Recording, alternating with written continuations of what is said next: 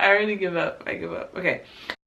Today I am doing the second video in my tip series for learning Japanese and just language acquisition in general. So even though this channel is focused on primarily just like Japanese speaking and like Japanese studies, I just want to make it clear that you can use these tips and ideas for other language studies. In review, the first tip video that I did kind of like a short talk on listening and how important it is to make sure that you're giving yourself enough exposure to really grow used to the specific phonetic differences that the language you're studying has. That's what this video is all about. How you can use the listening portion of the listening kind of ideas that I mentioned in the previous video to help you further expand your vocabulary, even though you feel like it's like impossible. I made some notes.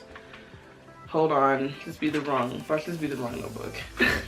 High frequency words. Okay, usually when someone is learning a language, they kind of start with the most mostly used words. When you look up like vocabulary core lists, you'll have like 2,000 to like 5,000, 6,000 words worth of common knowledge vocabulary. So it'll be like the, bus, stop, all your basic verbs, all your basic adjectives, things like that. During this phase, it's really easy to make vocabulary learning meaningful to where you actually can remember these because they're high frequency words. You're using them all the time. You're going to hear them all the time, even if you think you won't, like bus. I don't say bus all the time, but you know, it's such a common word that you're going to remember it if you're actually making an effort to study all the time and listen all the time. So for those people that are still in that stage, learning those words will be easy. It's when you hit that plateau, that's when we have the problem. That's when you're like, okay, I know all these words, or I'm familiar with all of these words, but now like, what am I supposed to do? Because I want to become an intermediate learner or an advanced learner. I want to be proficient. You have all these different language goals. So that's where we start getting into the emphasis of this video. There comes a point where it has to be meaningful. What do I mean by making it meaningful? It has to be something that there has to be words that are words that are associated with something that you like, something that you love, something that you can do on a daily basis to where you're getting that exposure. What kind of words are you looking at now? You're looking at words that you're not going to hear all the time. And okay, why do you want to learn those words in the first place? Well, there's a lot of words that I don't use all the time with my friends when I'm speaking in English, but if I were to hear them from my professor or from the TV when I'm watching the news, or if I do need to use those words, there are words that, those words, I understand them even though I don't use them all the time.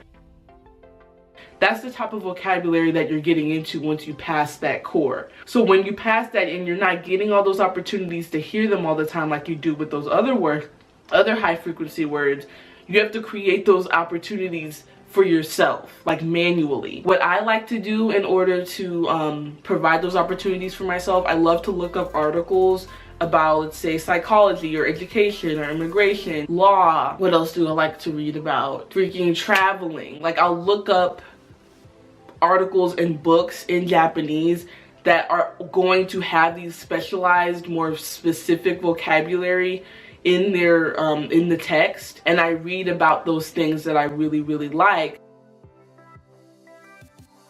So even though I don't hear these specific words all the time in like my conversations with my Japanese friends, because I love these subjects, they're still meaningful to me.